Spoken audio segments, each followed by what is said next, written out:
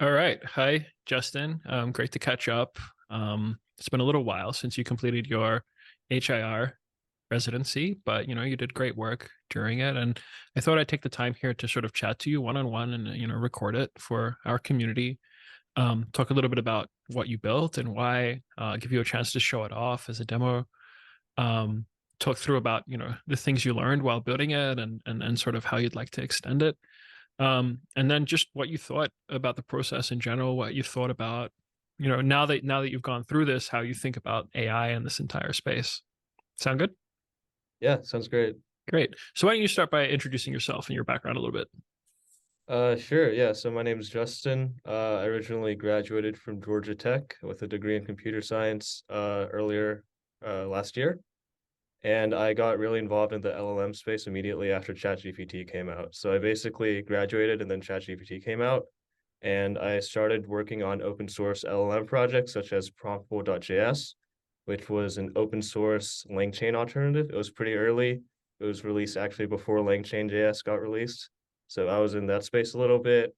After that, I started working on some just LLM apps on the side. I built an app called chatyoutube.com, and that really got me exposed to building a retrieval augmented generation app in production, like used by like thousands of people simultaneously, which was pretty cool. And after that, I kind of, read more about like vector databases and how they're used in real software applications, like how they're useful. And after that, I kind of learned about Chroma, which led me to applying to the Hackers in Residence program. Yeah, and your application was really one of the standouts. The domains that you wanted to work in were really interesting, and they were pretty different to what other people were sort of pitching on working on. So it was really exciting to see your project, start and evolve. Do you want to walk us through it? What did you build? Yeah, sure. So I basically built a website called embedding.dev, and it allows you to experiment with different methods found within retrieval augmented generation, and to see how they like play differently with your data. And just for a little bit of background, retrieval augmented generation is kind of the academic term used to describe ChatGPT plus your docs. So you basically take all of your data, you split it into different sized text chunks or different text chunks, and then you store that all in a vector database. You search among it, and you find the most relevant chunks to add to your LLM prompt, which then returns like an answer, basically. Mhm. Do you want to bring it up? Let's see the demo. Yeah, so this was like an original prototype, or I guess an original version or early version of the website. It was very basic. It basically had the three different embedding models. It had OpenAI's, it had Cohere's, and it had Google's. And it kind of displayed the outputs from doing a query on them on one simultaneous page. So very simple. Um, it also showed like distances for the different vectors, So but it was walk me through this. So you have these three embedding models. What's the text corpus you've got stored here? yeah. So this was just the Wikipedia page for like Uh-huh. the United States. This is Uh-huh. a very basic text corpus, Uh-huh. and the user is able to input any query, any Hmm. text query. So in this case, I implement queried the word nuclear, and it would basically return um, text chunks that are semantically similar to the word nuclear. Hmm. Yeah, in this case, it's a little bit blurry, but you can see in like the very first chunk on the top left, it refers to the Manhattan Project, so that's Hmm. like nuclear. Pretty good. Um, yeah, and yeah, so that's just like a basic overview of Hmm. like what the early version was. Hmm. Um, it did receive like a little bit of like attention on Twitter. One sec. Yeah, just got some, random retweets. Also got the Guillermo Rauch DM, which was pretty cool. But yeah, so basically, from these responses, I kind of gathered that this is like a space that a lot of people want to learn more about. Like how do these different embedding models like differ from each other? Yeah. Which one should I use? Yeah. And a lot of people also requested using their own docs for this website. Yeah. Right now, it was just using the US Wikipedia page, but people wanted to upload their own docs too. Hmm. So I took that feedback into consideration and built like a second version of the website. Hmm. So just a little bit more fleshed out with some more options. Just I guess a little overview of it. First of all, I added the uploading your own docs feature. You can upload any like TXT file Hmm. and it would automatically like chunk and then like split and store that into a Chroma vector database. How would Oh, I it do forgot to the mention. how to Oh, do the chunking? yes, that's a great question. It uses the LangChain chunking method. Specifically, I think in this case it used the LangChain JS package. Hmm. And also one of the options I added to the website was changing the chunk length. Hmm. So traditionally chunking has like different lengths you can do. You can do like a few hundred characters or like a few thousand even. Hmm. And I added like a little slider to where Hmm. the user can specifically choose their own chunk length. Hmm. Which embedding Uh, models did you support?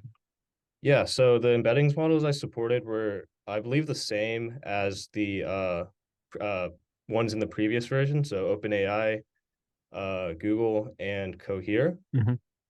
So yeah, and the I was really fortunate to be able to even use the Google embedding model. I remember because it was like still in very early beta, and like the y'all at the Chroma team helped out like with getting access to that. So that was really Yeah. cool to be like one of the first users for that.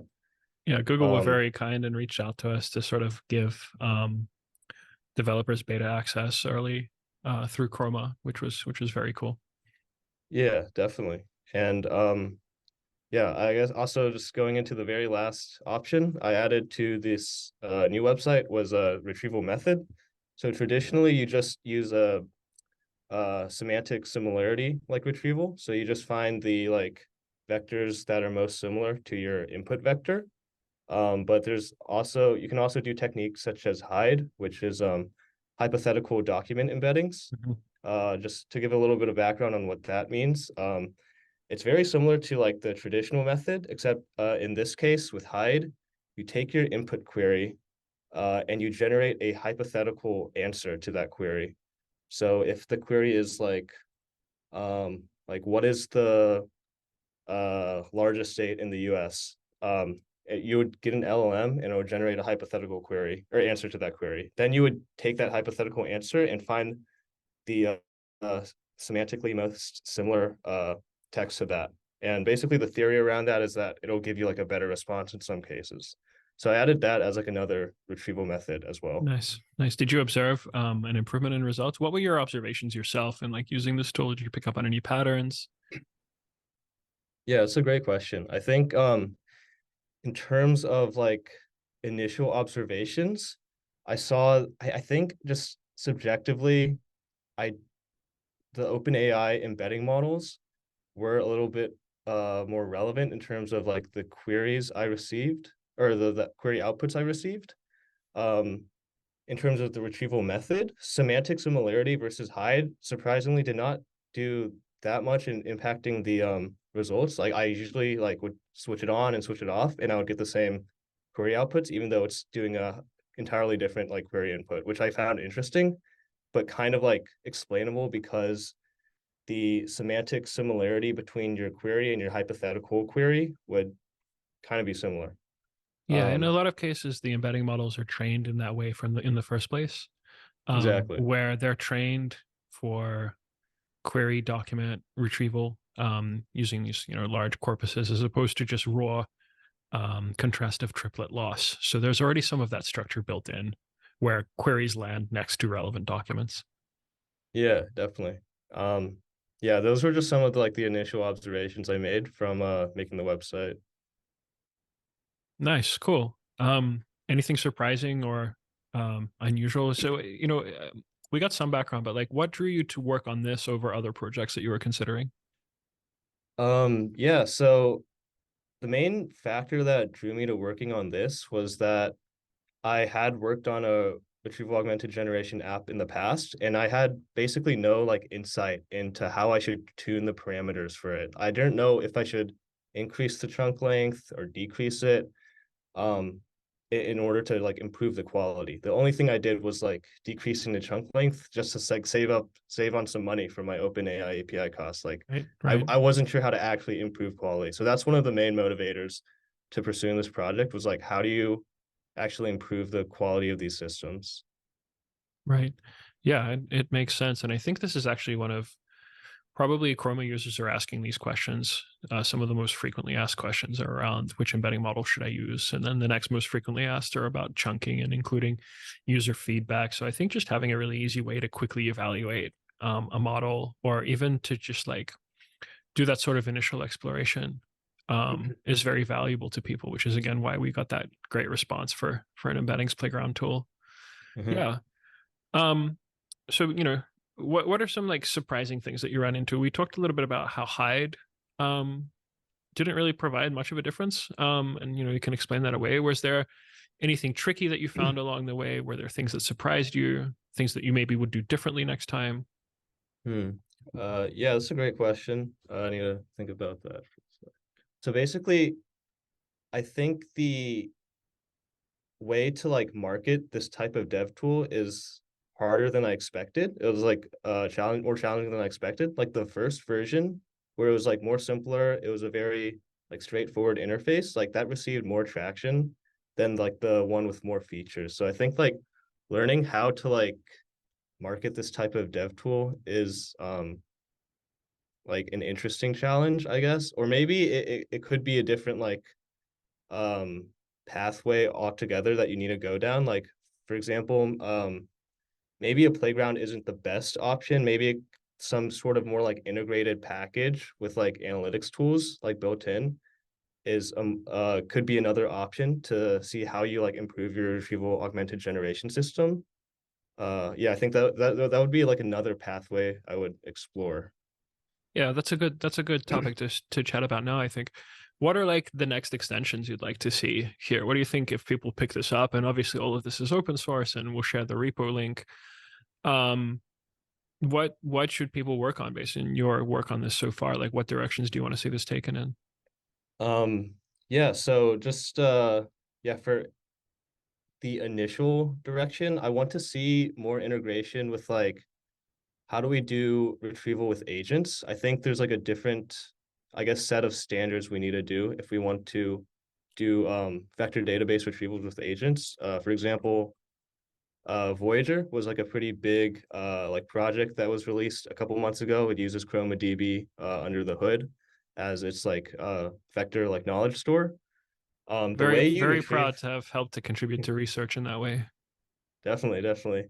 Um, Yeah, so like the way you retrieve from this system is like very different than the way you retrieve from just like a giant text corpus. Like in Voyager, you have like a bunch of like skills, which is like, for example, one skill could be like fight the zombie and then like craft a pickaxe or something. I'm wondering like how differently you should like retrieve those because I think like the chunking methods, the like splitting methods, is going to be all like different. Uh, Yeah, I yeah. think it is very application dependent. And as we see more of these use cases emerge, I actually think tooling like, embeddings.dev is increasingly important to sort of quickly gain confidence and explore the range of possibility here. So it's a piece of enabling tooling, which I think is one of the most important things people can be working on right now. We're living in this world of exploration rather than exploitation of these technologies. Best practices are just now being established. We're figuring out how things work, how well we can expect them to work, how we make them work better. And so general purpose tooling that like someone can quickly and easily pick up, I think is enormously valuable, not least because like you say, the use cases will evolve quickly, I think, over the next couple of years. Yeah, definitely. It's both like the use cases and even like the LLMs themselves are gonna like change very drastically. Like the context lengths we have on current LLMs are gonna change. So, there's like the open question of should we just like add more and more data into the prompt or should we add less but more concise data? So I Right. think that'll be an interesting challenge. Yeah, yeah. Cool. So zooming out a little bit, now that you've built this project, you've interacted with the community, and obviously you've been working in, like you said, in this kind of LLM AI space ever since you graduated not so long ago. Um, like what's your take? Where do you think things are going? What's exciting for you? What surprises do you think we'll see in the future? Yeah, definitely. So I think initially my like ideas are pretty similar to like the general, AI Twitter sphere, where it's like agents are going to be more and more like used in the coming years. Just LLMs that are able to dictate their own actions and are able to have like real world impacts are going to be like interesting to see. But I am a little bit curious though, like how rapidly that will happen. Like I remember a couple years ago, I guess it's still happening, like the self-driving race. Like a lot of people predicted that, we'd have like L4, L5 in on the streets right now. Um, but like, that's slower to like engineer. I'm wondering if like agents are in like a similar space as that. Are we gonna like get these types of problems where it's very hard to like get that 1% edge case that we really need? Yeah. Yeah. I mean, my background, obviously, I spent a long time in autonomous vehicles and robotics in general, and I know how hard making these systems robust really is, because it kind of feels like the demo is 90% of the way there, but actually Yeah. 90% of the work is in that last remaining 10%. Hmm. Um, so it's exciting and interesting to figure out like what we can do. I think one key difference between LLMs and AI and self-driving AVs in general is the pace of iteration and the cost of iteration is much, much lower in Mm. AI. Because obviously, like, you worked on this project for a month, made good progress. To do something similar in like robotic space would require thousands of hours of driving. It would require, updating sensors and hardware, whereas here it's just software.